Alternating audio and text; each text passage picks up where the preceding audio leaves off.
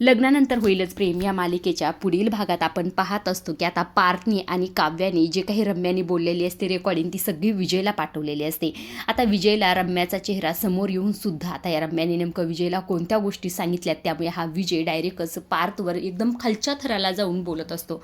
तो इथे म्हणत असतो की तू एवढ्या घरचा चांगला मुलगा आणि एवढ्या चांगल्या आईवडिलांचा मुलगा हे असल्या चिप गोष्टी करतोस तू, असं इथे म्हटल्याबरोबर पार्थला थोडा राग येतो. पार्थ त्याच्याकडे जातो आणि त्याला म्हणतो आईवडिलांना मध्ये अजिबात आणायचं नाही.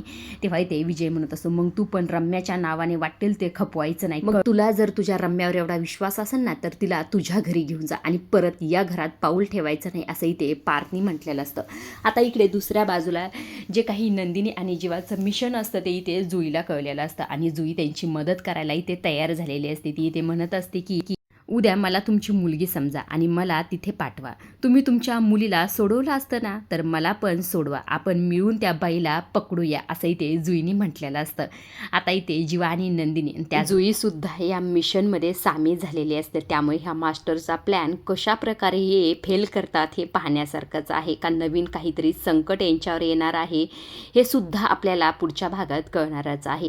आता इकडे दुसऱ्या बाजूला खरं तर हे सगळा काही विजेचा गोंधळ झाल्यानंतर काव्या आणि पार्थ रूममध्ये आलेले असतात. तेव्हा काव्या म्हणत असते आतापर्यंत ही रम्या होती, हा आता विजय सुद्धा माझ्या रडारवर आहे, त्यामुळे आपल्याला खूप लक्ष ठेवून सगळ्या गोष्टी कराव्या लागतात. आता आपल्याला गाफील राहून अजिबातच चालणार नाही, असं इथे काव्या म्हणत असते. आजच्या पुरतं एवढंच. अशा डेली मालिकेच्या अपडेट जर तुम्हाला जाणून घ्यायला आवडत असतील तर आपल्या चॅनलला जरूर सबस्क्राईब करा आणि तोपर्यंत पाहत राहा लग्नानंतर होईलच प्रेम.